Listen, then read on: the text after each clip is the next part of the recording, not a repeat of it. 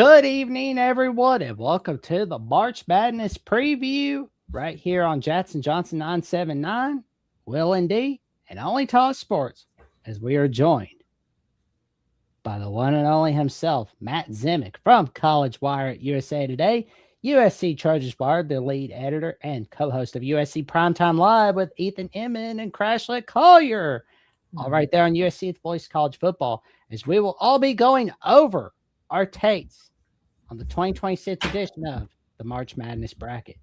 Let me tell you something, folks. You're going to be in for a wild ride. Gentlemen, how's it going tonight? Doing pretty good.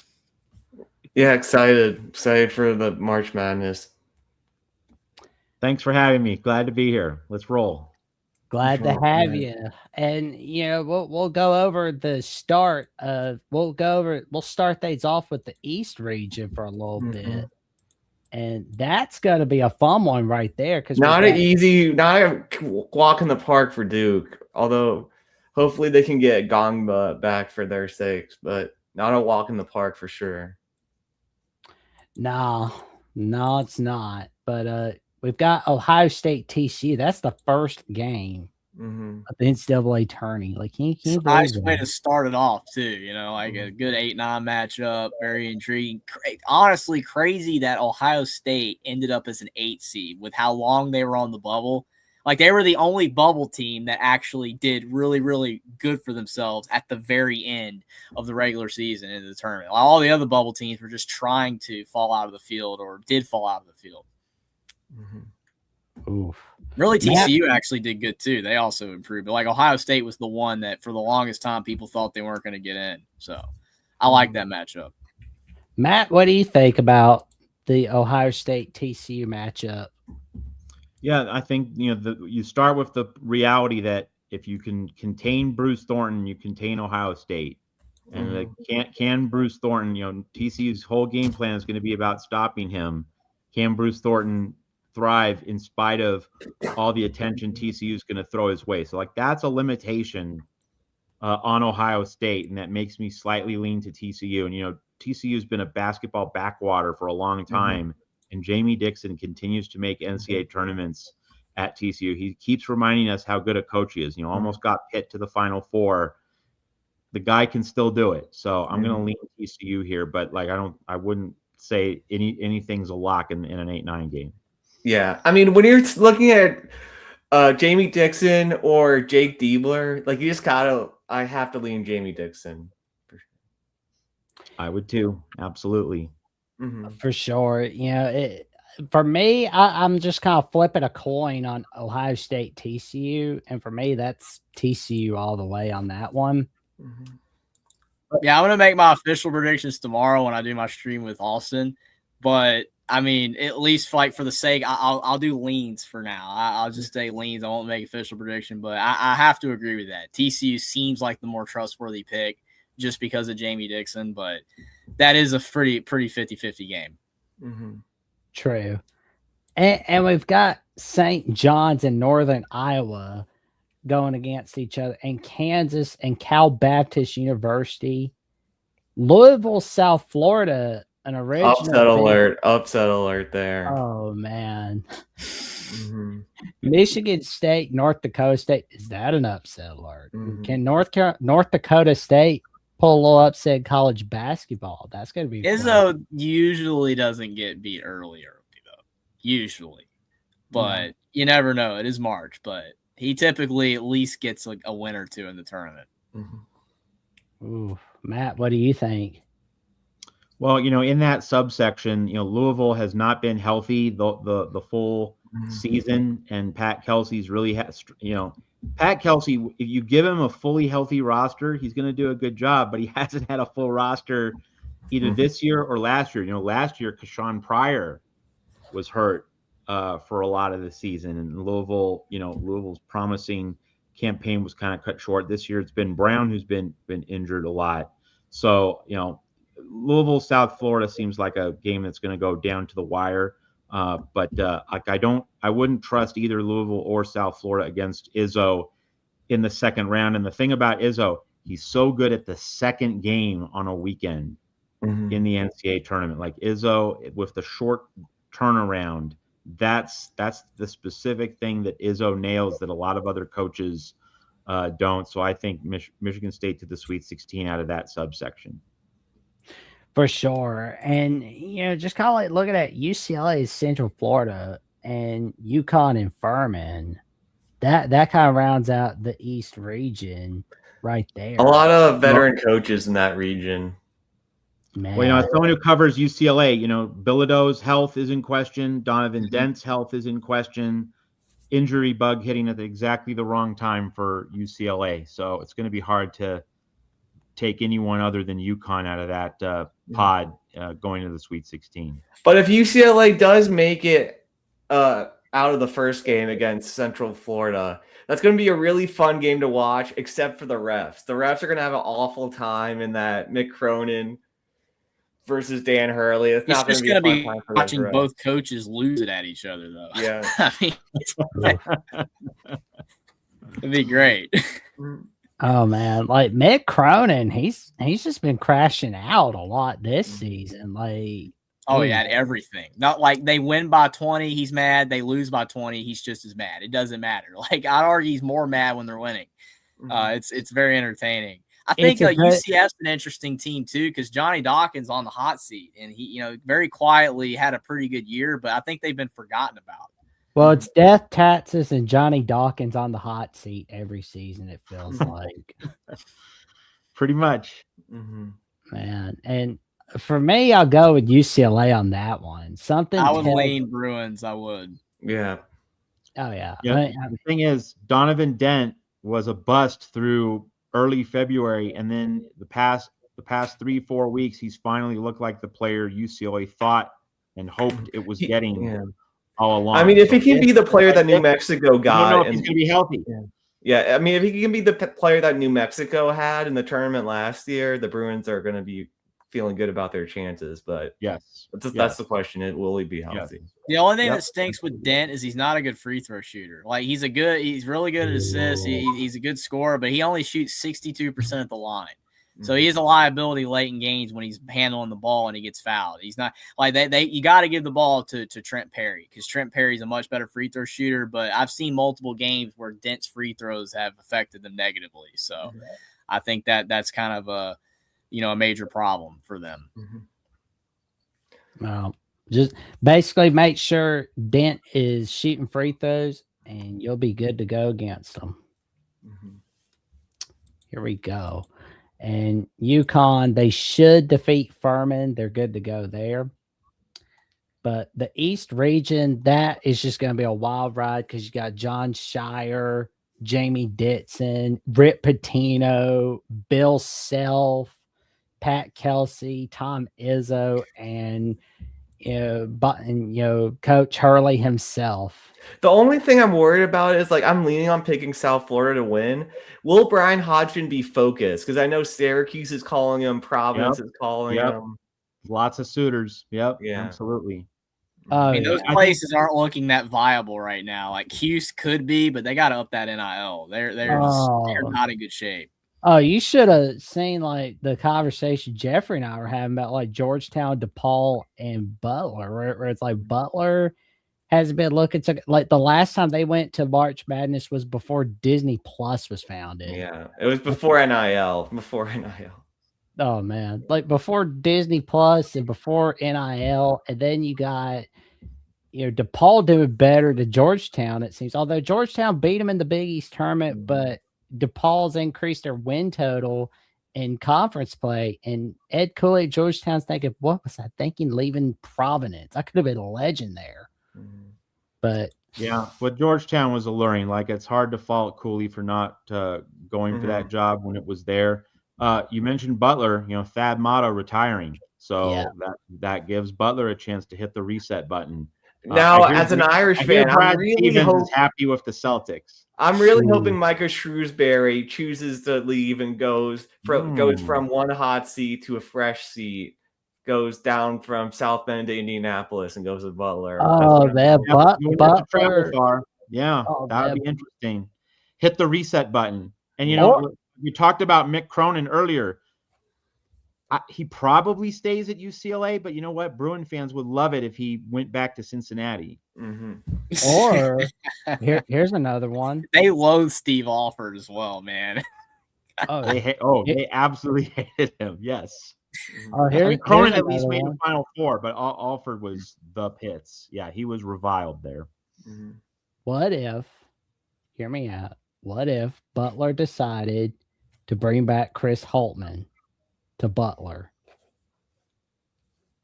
Like, get out of DePaul, come back to Butler. I don't know about. I feel like DePaul's perfect, man. He wins 16 games and he's safe. Like, it's I'm Yeah. with I'm with you there. Pretty Jeff. good gig. Yeah. And I'm like, he's gonna get endless time to make it work. Yep. For sure. So I think Holtman's happy there. But it gives Butler a really interesting opportunity to start fresh. If he gets DePaul to March Madness next year, he's gonna get a lot of phone calls. I ain't gonna lie though, if Brad Stevens went to Butler, Indiana fans would lose it. They already lost to a Dusty May, but Dusty May, yeah, really gonna lose it, man. Oh, Like it's tonight. Yep. Well, not that it's likely, but oh man, if it did happen, yes. Oh yeah, like Brad Stevens, kind of like, no, I'm not going for that stress again. I'm happy in Boston. Yeah, and the way things are going, why would he want to leave? Like that's a great deal. And they won without Tatum. I thought they were gonna struggle, but they were winning great without him. And so yeah, he's got it made. He's got it made at Boston.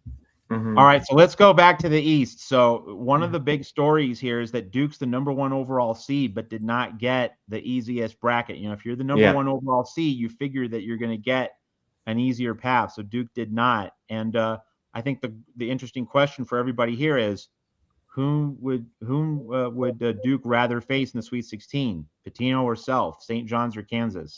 What does everybody think?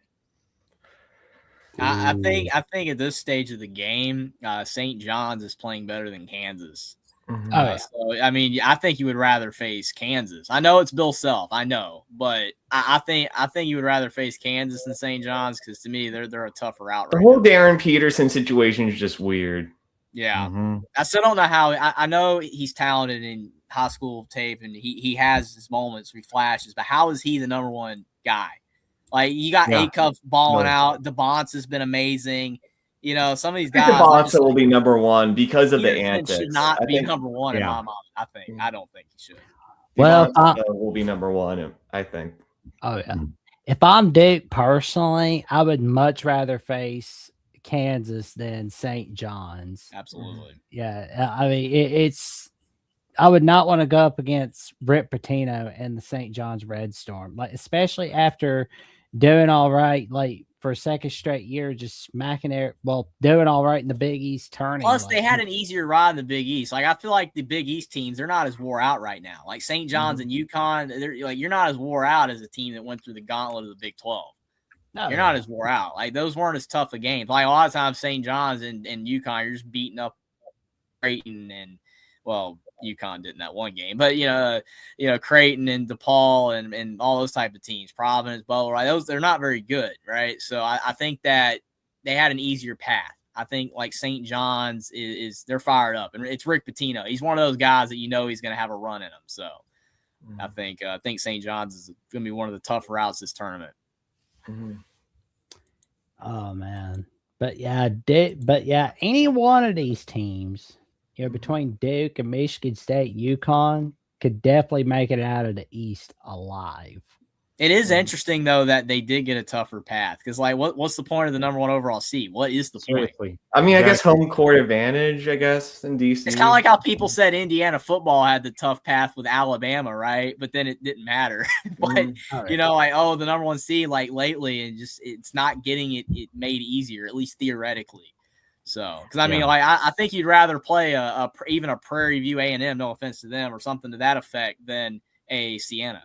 I think, but I know that St. John seems to be doing all right, but it's just something keeps nagging at me. 5 versus 12, and you got Northern Iowa as a 12 seed, and I know like Northern Iowa has put in some March Madness magic over the past several years. Anytime they've been 2010s, in, they were fun, man. can they bring it back? Can they bring that March Madness magic back is the question. Well, Northern Iowa had some players injured earlier in the season, and so they're at their healthiest, and they maxed out in Arch Madness. I mean, Northern Iowa, Ben Jacobson, he's a defense-first coach. They scored 84 points in the Arch Madness championship game. Like, if Northern Iowa is hitting threes, that becomes a very, very, very difficult game for St. John's. But like you would think that St. John's can take that away. But if Northern Iowa has a good shooting day, that's going to be a really hard game for the Johnnies to win. It's not a cakewalk. For sure. And Louisville. Pull up these Caden comments real quick, Jackson, if you don't mind. Oh, these super chats. Oh man. Oh man. Yeah, this is like a running gag they does anytime on the Alabama call-in show and on Only Talk Sports, where for the $5 super chat, Caden the Diesel Freak says, "Oh, this is going to be fun. The most hated Ohio State fan is in the house, and I'm going to enjoy schooling these punts." Okay. And for another $5 super chat, he says, "I'm crashing the show unapologetically, and I got a big spoiler alert for you. Ohio State is winning the tournament." Okay. You gotta love the confidence. You gotta love the confidence. All I gotta say is put your bread up, Cade. Put your bread up on that. But I don't think he is. I wouldn't. All right, let's take a look at the next region. Let's do it. Well, first off, pick East Region pick. So I'm not. I just find it hard to pick against Duke because UConn's not playing its best, Michigan State's not playing its best, and St. John's did not do anything out of conference this season. So I just don't trust any of the other teams, even with Duke's injuries and roster limitations. I'm leaning Duke. I have Duke. Yeah, for me, I think I'll go with UConn out of the East region. I think they can get it done for the East region, and it just I can't quite put my finger on it, but something tells me we could see another national title for UConn again. Yeah, I don't want to go Duke because those injuries. I think St. John's has a really good shot, but I am worried that like offensively they could have a problem in a tougher game. So I would lean Duke, I guess. Again, not making complete picks until tomorrow. I'll have rationale and explanations for that tomorrow, but I think I would have to go with Duke as of right now. Lil, who's your pick out of the East? I'm leaning Duke, but You don't sound happy about it. I think Duke, but I'm not convinced by Duke. That's why I went UConn. But let's go to the South region, shall we? So the big storyline, I know everybody's wanting to see whether Florida could repeat or not as national champs. But can Nebraska get their first win in NCAA tourney history in college basketball? So glad that you focused on that, Jackson. Like if you were to say, what's the most important and nationally significant first round game of all of them, it is this one for precisely that reason. It is the biggest story just in the first round. And, I cover USC, of course. Troy and USC played a triple overtime game earlier this season. Troy won at San Diego State earlier this season. Troy's good. So this is no sure thing for Nebraska, but it's still like, if you can't do it now, Fred Hoiberg, when are you ever going to do it? Yeah, this is as good of an opportunity as you can get. I mean, they were a really good team. Like they started out undefeated all that time, but then eventually, lost some games, but still a great year.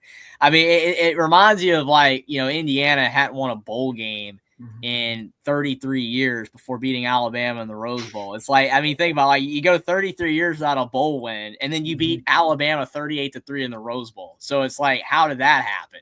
This feels like that. Like Nebraska basketball and Indiana football are on the same upward trajectory, and then there are other programs that are historic or trash right now. So it's like it's weird. I mean, Nebraska and Indiana just feel like parallels in the opposite sports. They really do. But I would love to see Nebraska make a little run here. It would be cool because it's cool to see Indiana do it in football. I'd love to see Nebraska basketball do it. I want to see the Nebraska Cornhuskers make a run, but I love that they are like one of the last unbeaten teams in college basketball, but that sit stretch to end the season is just nagging at me. Mhm. And this could scream upset alert for me. Mhm. Troy, it would not None of surprise the me games if they Troy lost were really bad, but I know what you mean. I mean, it kind of like lowered Mm-hmm. like the ceiling of what we thought the team is and could do. But I still feel like Nebraska's really good though. Mhm. You know, I don't know. Troy is a good team. I mean, the 4-13, like 5-12, 4-13 matchups. The upsets are most common among those anyway. Mhm. It wouldn't shock me if Troy won here. I mean, even 11%, the percentage there, so 11% picking Troy. So it's not like people don't think this could happen. But Nebraska, I mean, you just hope that they be fired up, man. Like you know they want to win. You know that they want to get it done. So they know what's at stake. Mhm. Matt, what do you think about this game?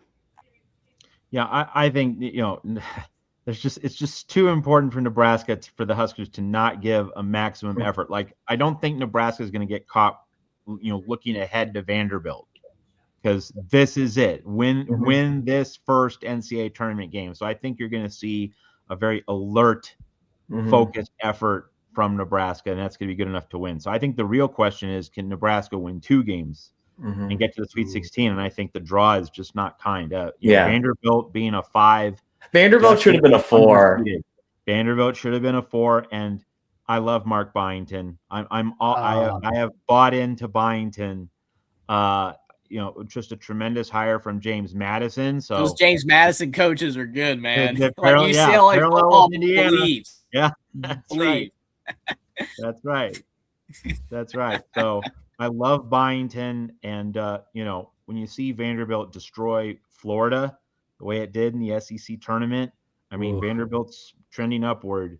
So I like Vanderbilt over Nebraska, but the main thing for Nebraska, just get that first win against Troy. That's the main thing.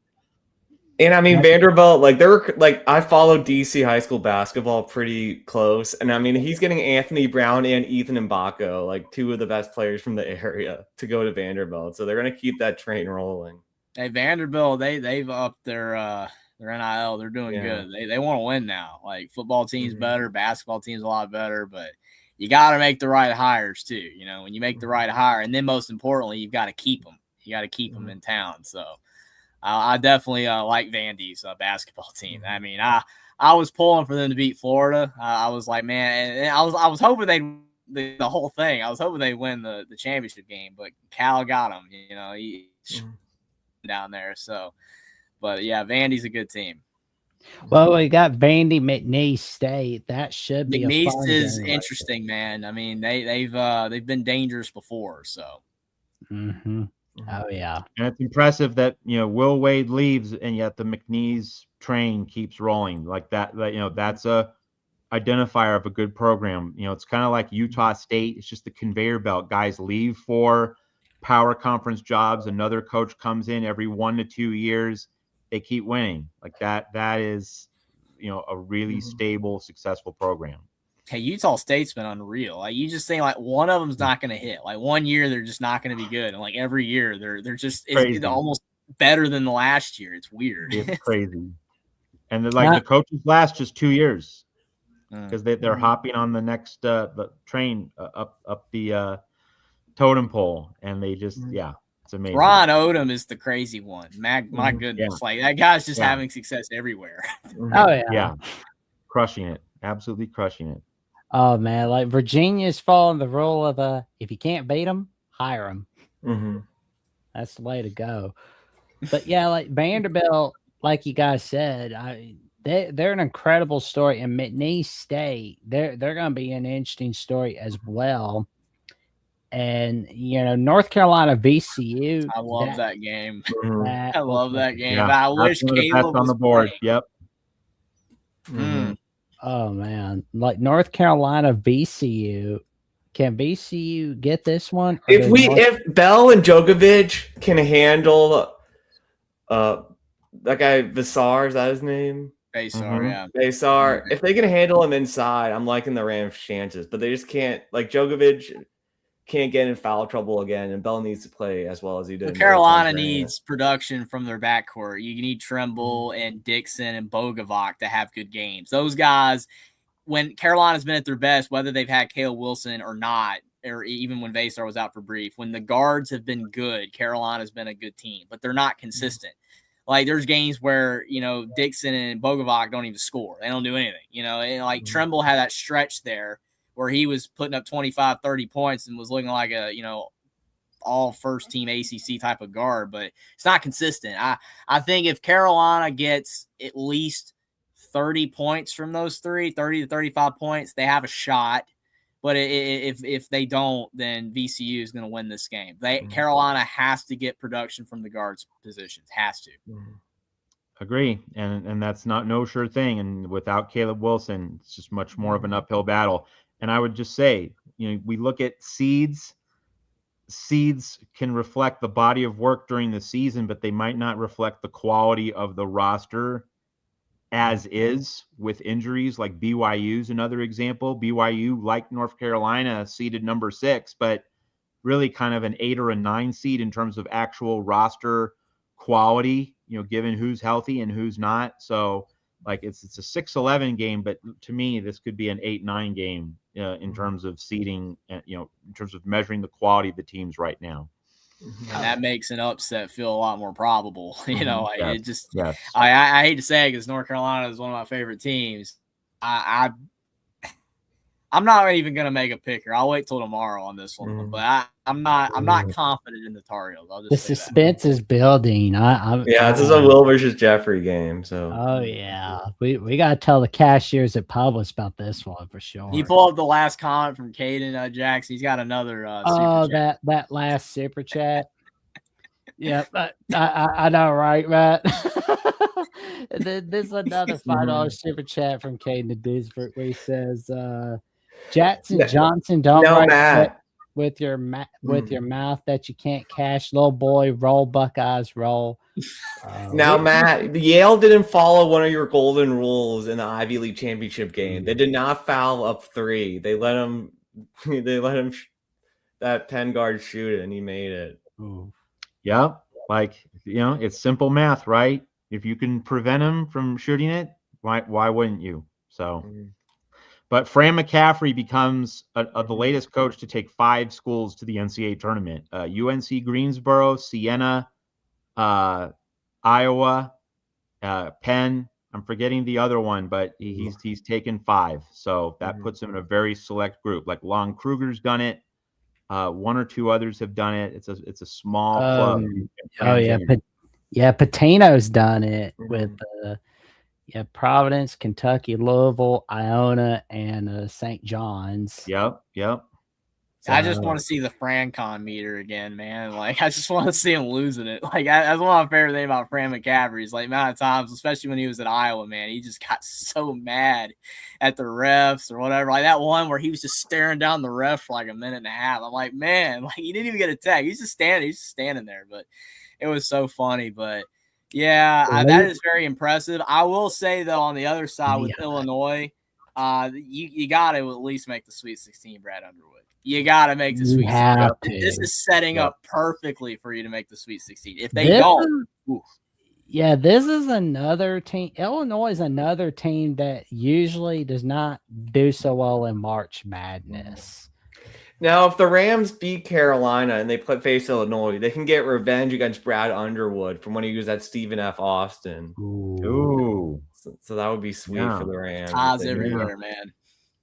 VCU, Illinois in the round of 32. Still no excuse for Illinois in that game. Like, I know VCU is a solid team. They came on strong late, but like if you're Illinois, that's about as good a path to a Sweet 16 as you can get. No excuse at all for Brad Underwood. Like, that would be 100%. Anything less would be disappointing. I will say another game I like is that St. Mary's Texas A&M game. Yeah, Randy Bennett. St. Mary's and Texas A&M. I like that one. That's a 50-50 game right there. Yeah, contrast in styles, but I think Texas A&M's limitations were exposed in the SEC, and I think Randy Bennett's a good enough defensive tactician that St. Mary's can play this game in the mud and slow the pace down and get the kind of game it wants. So I'm going to lean St. Mary's here. Right there with you. St. Mary's all the way over the A&M Aggies. So do you guys think that Houston can get their revenge against Florida? It's in Houston. Like that's the big thing about that game. It's in Houston. Mm-hmm. Like that's why I'm bullish on Houston in the South, because the regionals, Houston versus Illinois, Sweet 16, Houston versus Florida, Elite 8, it's in Houston. And if it is Florida versus Houston, like Houston just has a natural motivational edge after what happened in April in San Antonio last year. So I think it just if the regionals were in New Orleans or Birmingham, I wouldn't feel the same way, but it's in Houston. That's just really hard to go against.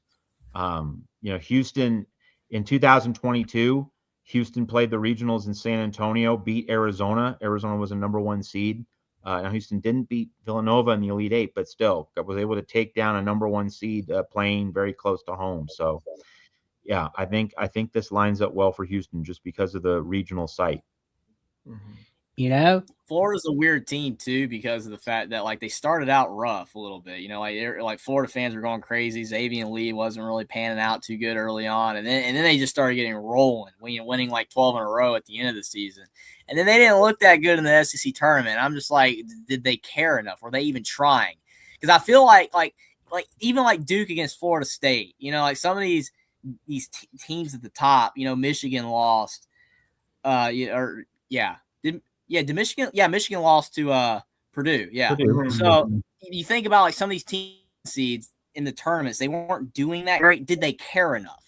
So is that an indictment against Florida? Because I feel like some people are starting to like fade on Florida now, and I'm like, Florida was great there for that 12-game stretch, but then again in the tournament just didn't look great. I wonder if the motivation was there in the tournament. I don't think it was. Yeah. What did Florida have to prove? You've been wailing on the SEC for a couple months. Like, okay, so you win a few more extra games. Yeah. We remember like Rick Pitino's teams at Kentucky, John Calipari's teams as well. They didn't care about the SEC tournament when they had the really loaded teams like that. They didn't care. And if anything, like losing in the conference tournament was kind of a palate cleanser.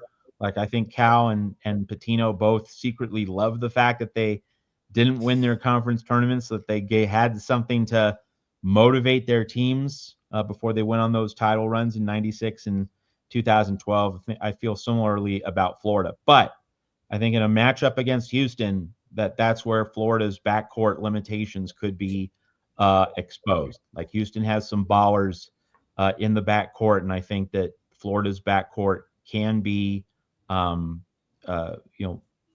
taken down to the extent that Florida's front court advantage, will be negated. So it's going to be really interesting. And I'm like an Iowa on that 8-9 game. Yeah, that game's like the battle of the fading teams. Like both teams kind of crumbled down the stretch. I remember when Iowa lost to Maryland, I'm like, okay, like you do realize Maryland's bad, right? Iowa, like what are you Shout doing? out to Corey Brada at Iowa, the voice of college football from the Hawkeye of the Storm, and a big shout out to Riley Donald and friends at Hawkeye's Wire. I just don't trust Iowa. Like I know they got a different coach.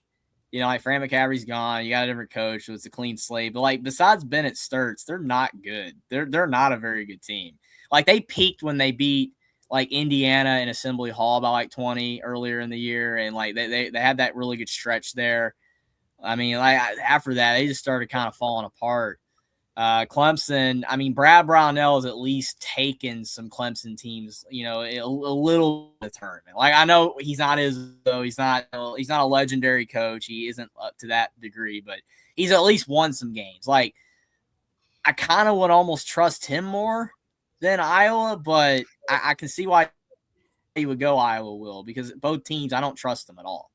Yeah, I mean, I trust Ben McCollum more than. I mean, I don't know. Maybe I should trust Brad Brunell more. Brad Brunell's tenure at Clemson is longer than regular show on Cartoon Network. Let that sink in for a moment. Oh, it's a lot longer. That was classic. Love that show. Is it longer? Is it longer than Rugrats? I think it's longer than Rugrats. No, it's not that long. No, it's not. All right, let's get Matt's on a The time original crunch, so let's get to the next Yeah, region. yeah. So we're gonna do like a little fastest 3 minutes, but in this case, a fastest 14 minutes for Matt. We'll start with Matt. Who do you think will represent the South? Houston, because of it'll be playing home games in the Sweet 16 and Elite 8. I think that's going to be the difference. I'm going Houston. Matt talked me into it. I'm going with Houston. Yeah. Sure. I always want to go Florida, but sure.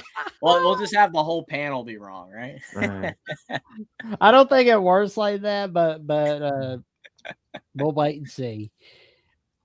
All righty, we've got the West region: Arizona, Arkansas, the Gonzaga Bulldogs, the BYU Cougars, the Purdue Boilermakers, the Miami Hurricanes. Is this Missouri year is such a bipolar team, man. The question is, and I believe this is the biggest question out of the West region: can Arizona finally make that breakthrough to the final? If they can't this year, This gotta be the year, right? yeah. You got to do it this time, Tommy Lloyd. You got to. Period. Man. And I like Utah State to be a fading Villanova in the first round. Oh yeah. See, the thing is, Utah State's the only Mountain West team in this tournament. So Utah State won a bad league. I think the benefit of the doubt goes with Villanova, or at least the burden of proof is with Utah State. Utah State needs to prove to me it can win a game like this. Mm-hmm. Man. Plus, I mean, like Villanova, I mean, they were clearly the third best team in a weak Big East overall. Like, they separated themselves from Seton Hall. They separated themselves from the bubble. And even though they couldn't beat St. John's or UConn, they a couple times were competitive. Like they weren't bad. So, I mean, I think Villanova's better than Utah State by a little Well, bit. I thought Georgetown performance was rough for Villanova. That's why, yeah. And I mean, Utah injuries. State had their moments too. Like the problem with the Mountain West is like they couldn't figure out like when you're a mid-major league, you got to commit. The teams at the top got to commit. Like, hey, we're the good teams. Everyone else, you're gone. Let's beat up on you and let's get our 3 or 4 teams in. The problem was you had your Grand Canyons and your Nevadas and your UNLVs and your Colorado States that kept getting upsets against those teams like New Mexico and San Diego State and even Utah State at times. That's what hurt the league. Like the overall league wasn't horrible. Even Boise State had a couple big wins there. The whole league wasn't bad. It's just all those teams in the middle kept knocking off the teams at the top. Didn't create any separation. In past Mountain West years, the teams at the top clearly gained separation, and that's why they were able to get 3 or 4 in the tournament. This year they didn't. Do you guys think that Wisconsin will get upset again, or do you think that I don't know, man. Wisconsin looked really good down the stretch. Like they were playing very like the last time that they didn't look good was when they lost at Indiana in the controversial ending. Or after that game, Wisconsin was on a holy tear. Okay, so they were a quad win for teams for a while. Like they were clearly quad one. They were really good down the stretch. Ooh, this little stat has me really thinking about Wisconsin. 10th in the nation in free throw percentage. Wow, that's going to be key right there. Well, the big thing with Wisconsin, like Boyd, Blackwell, like their backcourt is on fire, and that's just going to be really hard to go against. I think one of the big stories in this section, Arkansas, let's talk about Arkansas for a bit. Arkansas won the SEC tournament, and of course we all know the SEC tournament has a Sunday final. Most conference tournaments have a Saturday final. Usually the selection committee will take a Sunday team and give it a Friday-Sunday bracket so that there's more time for the turnaround, for rest, recuperation, travel. Arkansas, having played on Sunday, winning the SEC tournament, not only gets a Thursday-Saturday bracket, but has to go all the way to Portland and has to play a day game on Thursday. Like Arkansas's logistical situation is just about as brutal as for any team on the first week of the NCAA tournament. So, it's going to be, and Darius Acuff, he averaged 39 minutes a game in the SEC tournament. He's going to be exhausted. So I have Wisconsin beating Arkansas in the round of 32 to get to the Sweet 16 because I think Arkansas is just going to run out of steam Arkansas needed a Friday, Sunday. Arkansas deserved a closer commute travel situation. This situation, Arkansas, it's going to catch up with Arkansas before the weekend's over in Portland.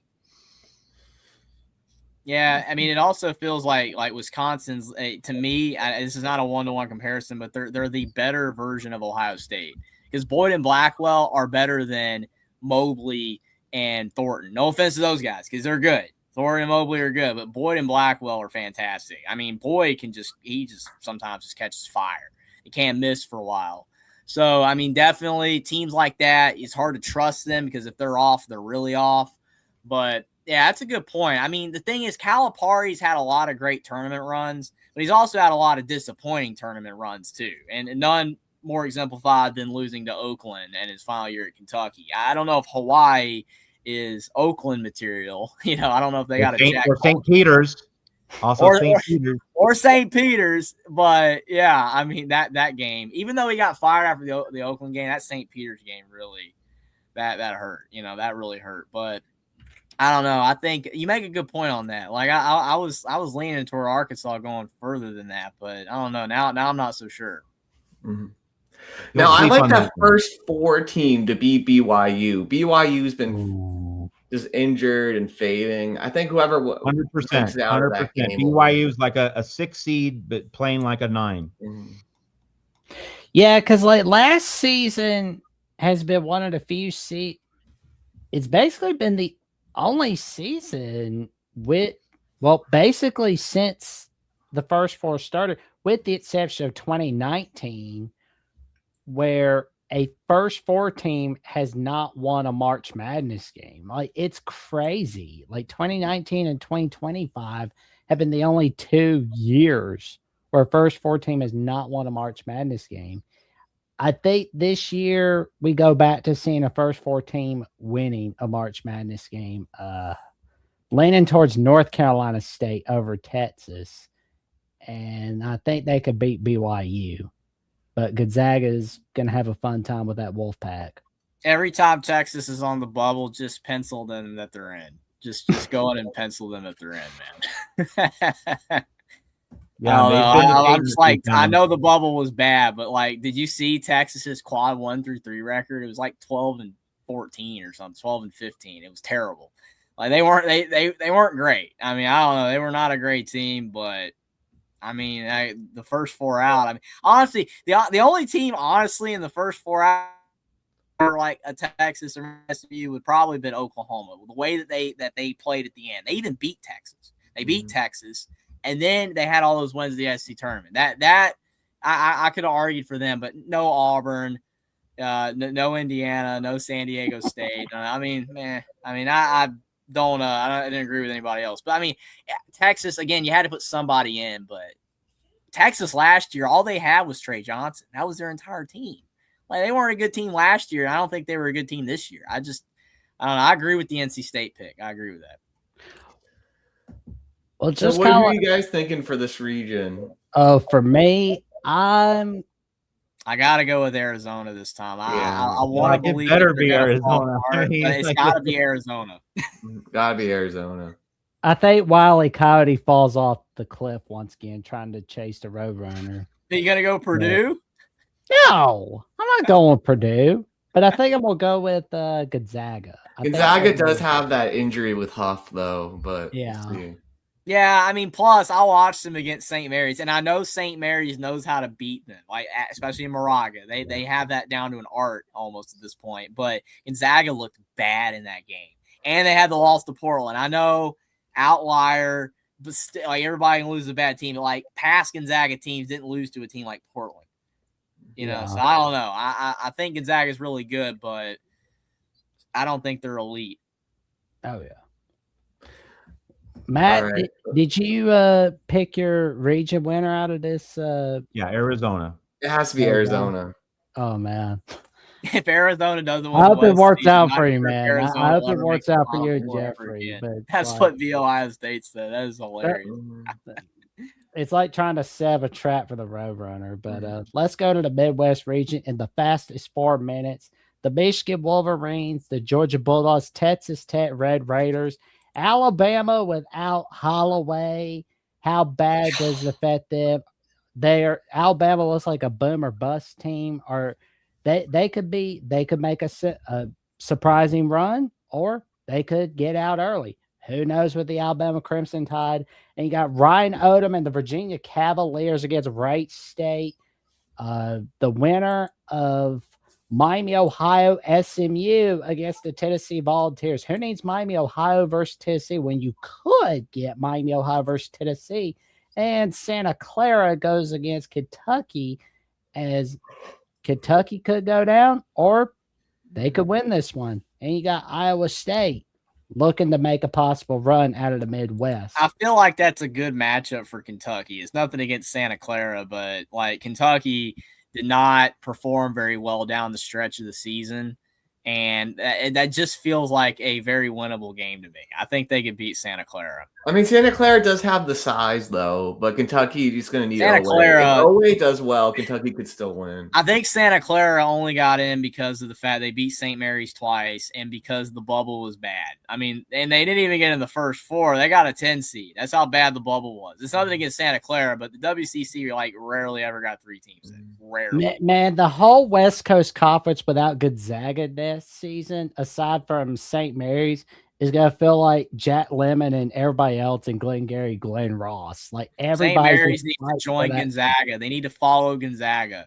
I agree. Oh, yeah. It's just kind of like looking at it. Question. Oh, yeah. No questions asked. Sorry about that. Oh, man. Like the Midwest, just kind of like looking at it. What do you think, guys? Well, so Michigan's not fully healthy, but then Texas Tech isn't fully healthy. Alabama isn't going to have a full roster. So I think Michigan is getting a break in that the teams that could threaten it are not at full strength. So I think Michigan definitely gets to the Elite Eight. And I would say Iowa State probably over Virginia because I think the Big 12 is clearly a better basketball conference than the ACC. So I think, Michigan, Iowa State in Chicago, man, there's going to be a lot of beer and sausage consumed in that one. Ooh, that's going to be a big That's a good game if that happens. I mean, I'm tempted to go Iowa State out of that region, like very, very tempted. Because, I mean, they played very well. But, I mean, they had their moments, too, where the Big 12, like all those teams had their moments where they didn't really play that good. Like I think it was the gauntlet. Like you just kind of went through like a little rough patch. But I mean, Iowa State, man, and Hilton, oof, I mean that is they're just dangerous. But the NCAA's not played in Hilton, just like all these other teams that we talk about their home field or home court advantage. So I don't know. Michigan probably wins that one. I mean, I hate to be so generic and just keep picking all these 1 seeds. I really don't. But here's the thing. Here's the thing. Like last year, it looked like a chalky tournament. It was. All 4 number 1 seeds went to the Final Four. You look at the bracket on Selection Sunday every year. Some years you look at the bracket and you say, oh, this is going to be chaos. Like this is going to spin in all sorts of directions. But last year, and I think this year too, it's just a different dynamic in college basketball that, the 4 seeds, the 5 seeds, those mid-level seeds, they just aren't threatening the way they were in previous seasons. So, it might seem boring to pick the chalk, but like last year, it was very successful. And I think that's another big national story. We should prepare for another very chalky NCAA tournament. All right, can we get your Final Four and your Final Four picks, Matt? Then you can go have your dinner with your fam. Sure. So I do have Michigan coming out of the Midwest. And so Arizona over Michigan in one national semifinal, Duke over Houston. Like if it's Duke Houston in the semis, like Duke, it's going to be super motivated to not blow it as it did last year. And so Arizona hasn't made the Final Four since 2001. In 2001, what was the title game? Arizona Duke in Minneapolis. Arizona over Duke. Arizona, I think, has been the best team in college basketball this season. So I think that's how it's going to end. Oh, there we go. Well, Matt, appreciate your time, man. We're praying for you. Everything worked out. Great fun. Jeffrey, good to talk to you. Absolutely. It's great time. Tell your friends, your family, and the cashiers of post about the magic that Matt has on Matt Zemek on @/Twitter, where he not only brings his top-notch takes in the sports world, but also in other aspects of the world as well. But also check him out on Trojans Wire at USA Today, on @/Twitter, and at TrojansWire.com, and on USC at The Voice College Football with Crashlet Collier and Ethan Inman. And Nolan is it. Thank you, everybody. Have a great night, Matt. Appreciate it. Thanks, Matt. Do we want to keep talking? Well, maybe a little bit longer. We do got to pull up. Caden's got another comment. Another super chat. Oh man, well, Caden could come in and give us heck on Thursday night, but he said happy 316 day, and Jeffrey owes to let me join the show. Jeffrey, pay up, son. Okay. Do appreciate. I think y'all like the same age. So it's kind of weird you calling Jeffrey son, but yeah, I don't know. He called you a little boy. I mean, that's even worse. Yeah, I know, right? It's like I'm dude, like you're almost 30. I mean, you're like Mordecai and Rigby, man. Like you're in your 20s, man. Like I know, right? It's like I'll be like 29 on September 30th. So there you go. It's like time flies, man. Time flies. 3-0 soon, man. Oof, man, it's just wolf. But you know, it's just like interesting to see what's gonna happen with everybody in the world of college basketball. But you know, for me, out of that last region, I want to pick Alabama to win the Midwest region so bad. I want to pick Bama, but I'm just not seeing it right now. I'm just not seeing it. I'm leaning towards Michigan, Virginia, or Iowa State, and I'm just kind of flipping that coin, and the coin leads to Michigan. Yeah. It kind of feels like that. I mean, I'm going to fully make my predictions tomorrow, but, you know, all the way, like every game, I'm going to make a pick, and I'll make a bracket. But, yeah, I think for now, like Michigan, I mean, yeah, injuries and stuff, but I agree with Matt. I mean, it feels like we talked all year, the teams at the top are just better than everybody else. And it just feels like that's going to reign true in the tournament, you know? Yeah.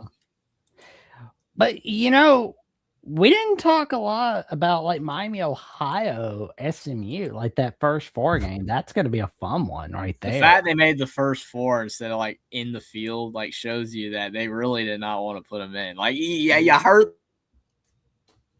Oh, it's making Jeffrey's internet crash out for a bit. The conversation with. Oh man, the internet. I think I cut out for a minute. Sorry. Yep. Well, I was saying I saw the conversation with the committee guy, and it was so funny because he said something to the nature of, yeah, they were our last team in the field, but we actually seeded them as the first team in the first 4, and SMU was the last team. Like he had to like flip what he was saying. So basically, they barely got in. They barely got in. If they had lost any game in the regular season and then lost in their conference tournament, they wouldn't have got in. True. I mean, like it's the thing is, think about this though. I mean, I'm not trying to sway your opinion of whoever you're going to pick because I haven't made a pick either. But the thing is, Miami, Ohio hasn't beaten a team of SMU's caliber once. I just can't trust them. They haven't played anybody of SMU's caliber at all. I mean, that's the thing. Like, I love the story. I think the Miami, Ohio story is great and stuff, but they haven't played anybody. Like, people keep getting mad when people say that, but it's legitimate. Have you seen their strength of schedule?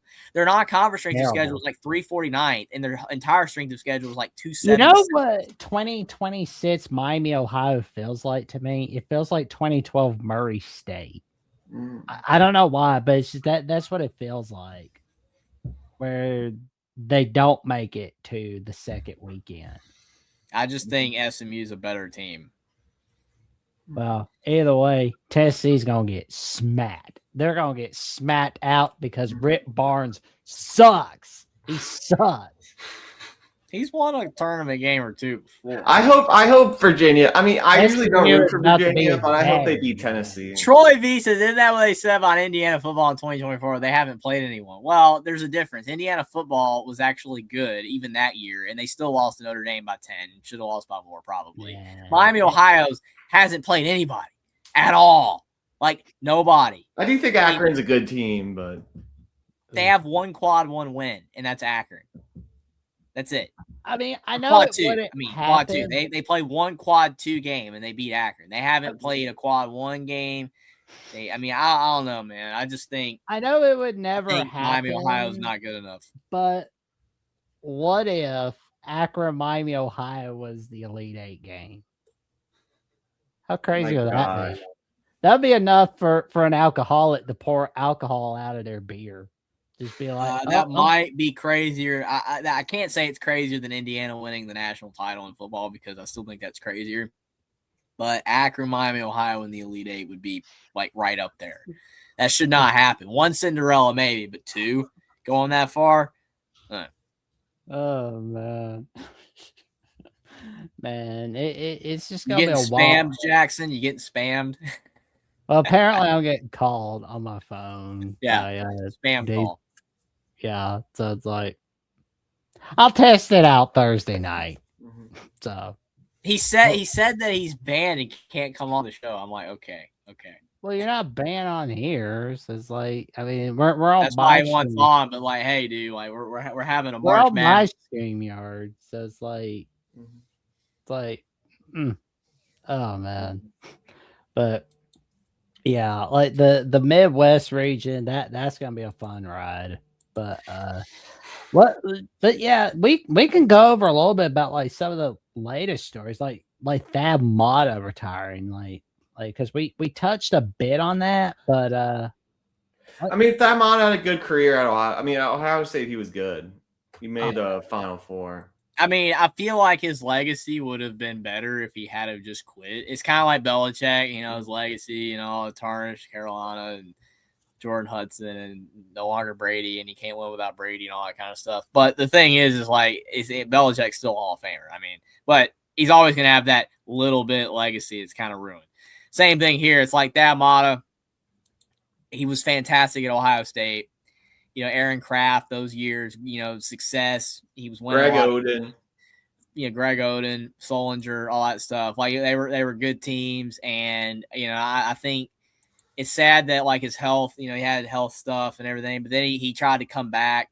He also was at Indiana for brief. He was trying to consult Mike Woodson or whatever. That didn't work.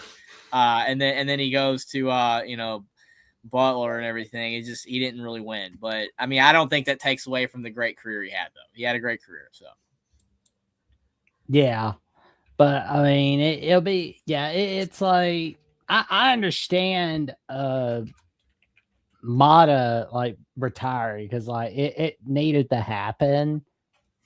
And I didn't know Greg Oden was on staff, but I mean, I also haven't watched a Butler game in years, honestly. So well, and I think also, to be honest, it's just when we were hearing that he was getting that vote of confidence for next season a few days ago, before we even heard about his retirement, that kind of told us right then and there, if he was staying next season, he was on a huge inferno.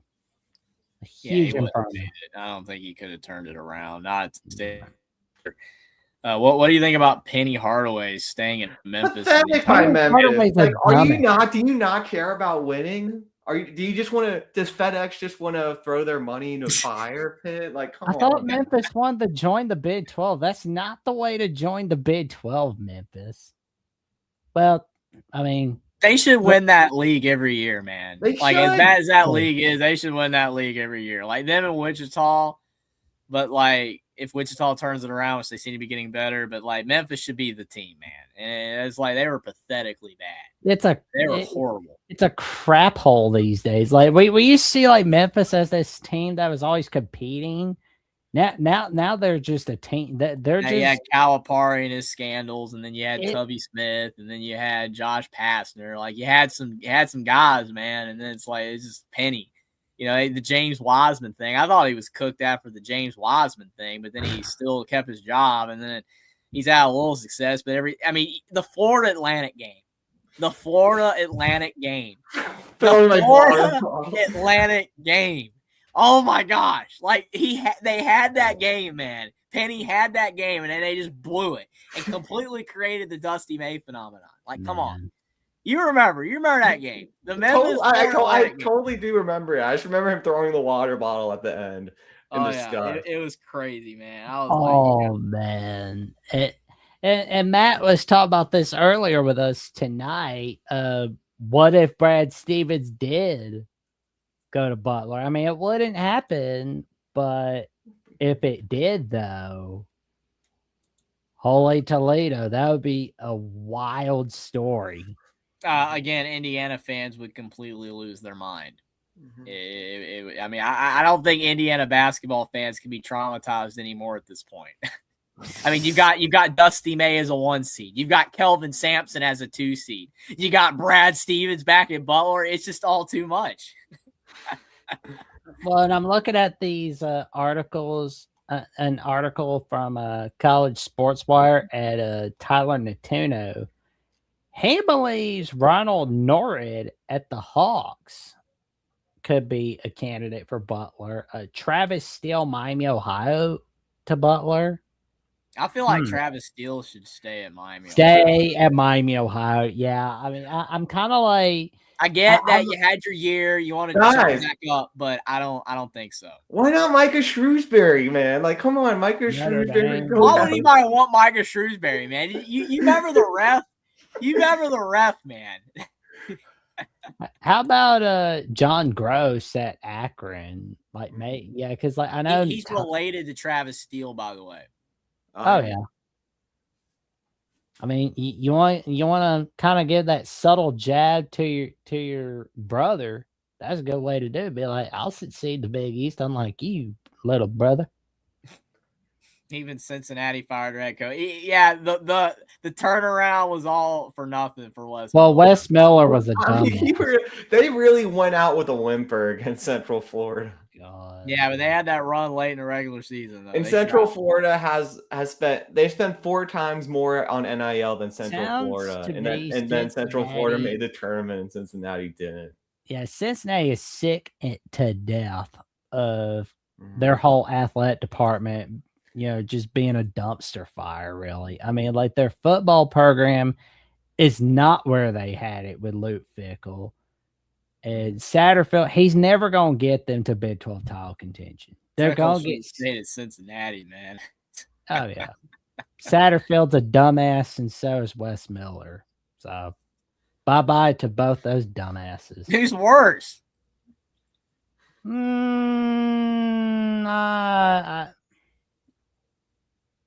me, it's Satterfield, because you let Sorsby go, man. Well, that was money.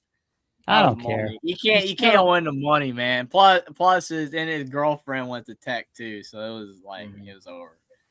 It was over. Oh man. Well, she probably like slammed the door like after he said, "No, I'm staying." She's like, "Oh, let me come with you." But what do you guys think of the St. Louis Georgia game? Why does Georgia have a basketball team now? They just funded that NIL pipe train, man. Like, I don't know. Oh man! Look, I want St. Louis to win, but man, they faded. I would like St. Louis to win that game too, but there we go. I'm not confident in it. I mean, man, that end of that Dayton game, man. That was wild. Man, back and forth. The three, Avila hit the 3. I'm like, oh, St. Louis is gonna survive, and then Dayton just that tip in, man. I'm like, come on. You gotta be kidding me. I would like to see I will take your damn call Thursday night. I promise you. I will take your damn call Thursday night. Just not tonight. Gotta get Jeffrey to bed. Yeah, it would be like. And I gotta get to bed. It'd be like 12 o'clock with that guy. Oh God! I promise you, Caden, you will get your moment Thursday night. They have to fire Archie Miller at Rhode Island. Hey, he beat St. Louis, man. That gives another year. Well, Archie Miller is a meathead, so there you go. Man, all I know about Archie Miller, man, is like every now and then he gives you one good win, and then they just go back to being trash. I remember when he was at Indiana, man. They beat Luca Garza and number 4 Iowa in Iowa City. And Indiana fans like, we're back. And then the very next week, they lost to Rutgers at home. And it's just like, okay. Yeah. I mean, they spent as much NIL as VCU. Yeah. Well, I mean, like Rhode Island, man, they had Hurley. I mean, they used to be all right. Yeah, they're good. And with even their Hurley. women's team, I think, made the tournament. Like, you know, but yeah, they just, I mean, they can't even compete with Providence. Like, they're horrible. You know, Rhode Island, Archie Miller, man, I think he's got to go to he's got to go to the really low. Maybe be an assistant at Texas for a bit. If be an assistant, you know, but you know, if he wants to keep coaching, you got to go to like Maine or something.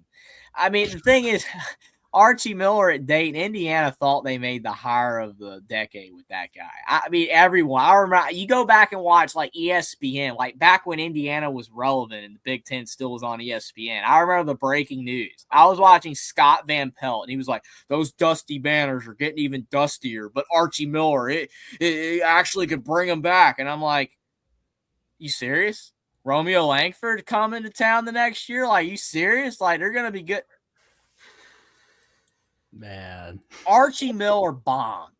Like, that's all I'm saying. Like, you guys remember probably. Like, when Archie got hired, it was like an A+. Everyone was calling it an A+ hire. Terrible. Absolutely abysmal. He won a couple big games. I know, like, with Langford, they beat the Michigan State team that went to the Final Four both times that year, surprisingly. But that was all they did. Every other game, they were horrible. It's like Archie was never consistent. He never had a good enough team. And at Rhode Island, he's been majorly disappointing. He should be fired. I mean, I ain't gonna lie, he should be fired.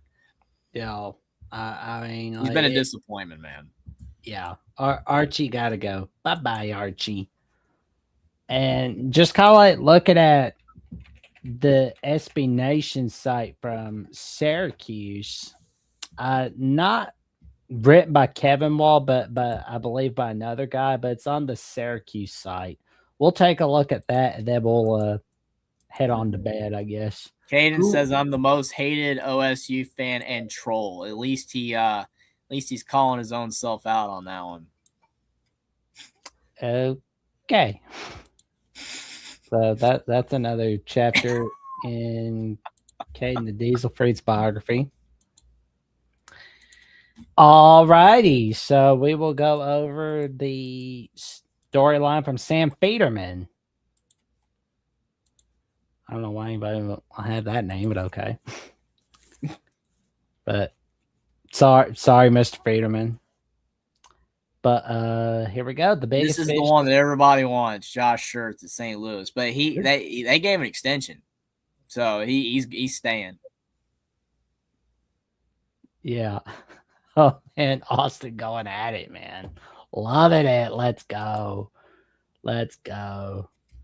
Oh man. And Brian Hodgson.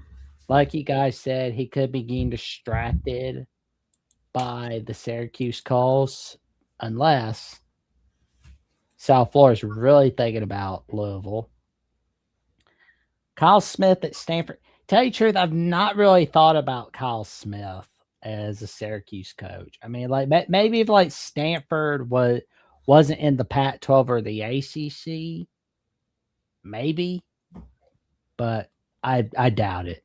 I doubt. Yeah, I mean that is the I don't know what I'm looking for here, but like that the reason Kyle Smith is thought of as highly as he is among college basketball fans and media is because he's won a lot of games, and it's in the article there. But he's won a lot of games at programs that are not good. He hasn't won a lot of games that matter with those programs, but he's won a lot of games. Like Stanford, he got them close to the tournament. I mean, Jared Haas couldn't do it. Mm-hmm. And then you think about, you know, when he was at Washington State, like, I mean, they had some years where they were competitive. They made the tournament once, I think, with him. It's like he's done some stuff, but it's just, yeah, he's won a lot of programs that aren't good, but would that translate to an actually better program? Because everybody keeps talking about Syracuse. Syracuse is bad right now. They got a lot of work to do to become good. It's not going to just take a coach. You got to actually commit to wanting to win. You know how Miami was like looked as the team that would blow out everybody in the ACC once they joined, but then like the moment they've joined, they've always just come up short. With the exception of 2025, of course. I want to say that Syracuse is kind of like that for men's basketball because it's like they've never won a conference title in the ACC since they've joined. They were good when they first joined, though, and Right? what was it, Yeah, because 2013? Yeah.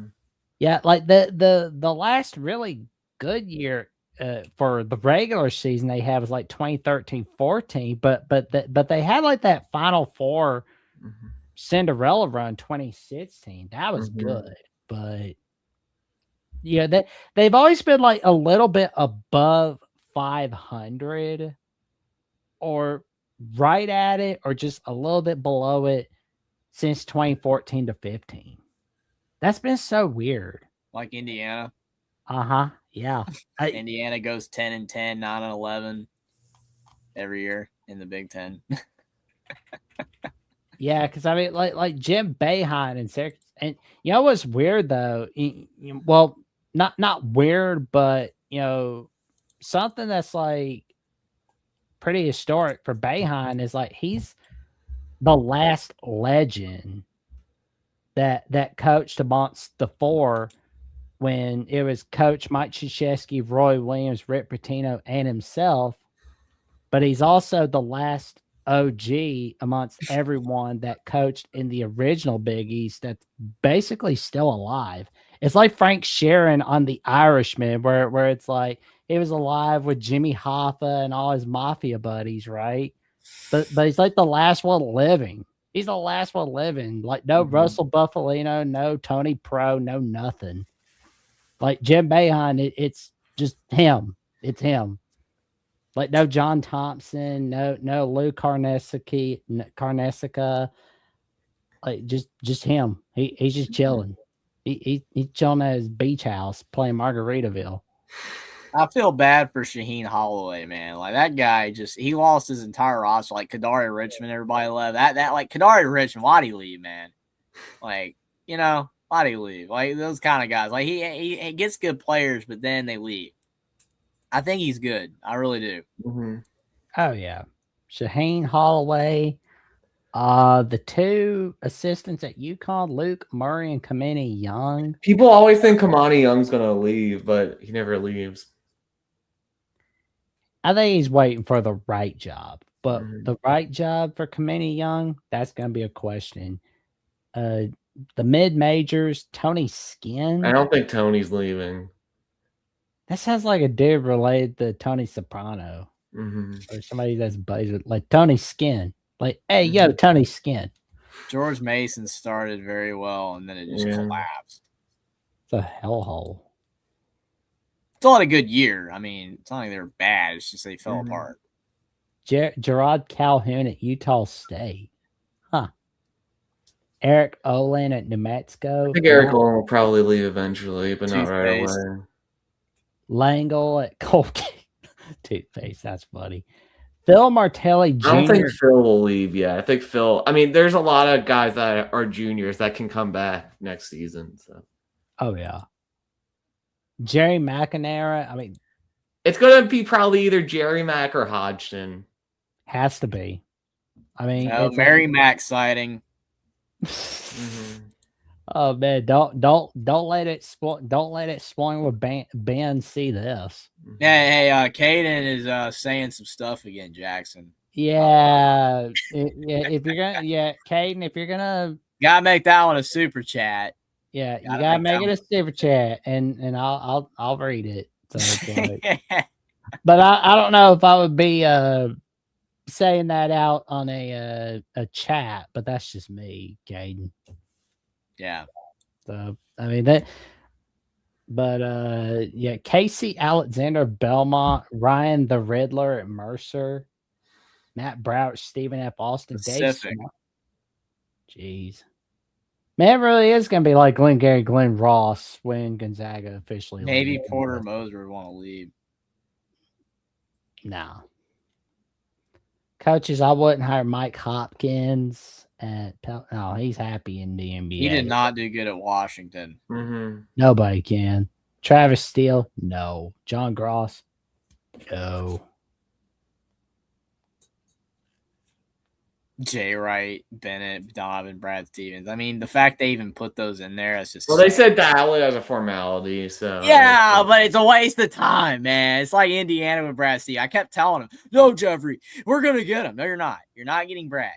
You're not getting Brad. You had a shot at Dusty, but you kept Woodson, so it's over. I mean, no, you're not. You're not getting Brad. You're never getting Brad. So just stop talking about Brad. It's over. Like it is over. And I know it says dial formality, but you're wasting your time. You're wasting your time. Oh man. But yeah, it's like for me, it's Jerry McNamara or Brian Hodgson. Yeah. Syracuse got to up their game, man. They have really just let themselves. Well, they spent a lot of money on Donnie Freeman, but he hasn't really worked out. Yeah, but we'll wait and see what happens. They spent a lot of money to get him from DC St. John's Cadets because he had the buzzer beater to win the championship, and then went to IMG for his senior year. But yeah, good show, boys. Oh, thanks, man. That was fun. Definitely fun doing it with Matt. Great time. Definitely excited to do the show tomorrow with Austin on the March Madness, making all of our predictions. But it'll be fun. I'm definitely glad. Appreciate you guys for having me on. It was a good time. I'm excited, man. It starts tomorrow. You know, balls tip, one shot a moment. All that stuff's coming up, man. For sure, man. Like, tell your friends, your family, and the cashiers at pubs about the magic that Jeffrey is creating on Only Talk Sports, where he talks sports every single day, or at least he tries to, all right here on Only Talk Sports. Also, check out Will and D on Will and D, and also check me out on Jackson Johnson 979 right here as 266 subs from that magic number 1,000. But let's also get Will over to 500. Let's also get Jeffrey over to 3,000. And with that being said, like, comment, subscribe, click on the notification bell to each of our channels so you never miss no video whatsoever. And we will see y'all soon. Good night, everybody.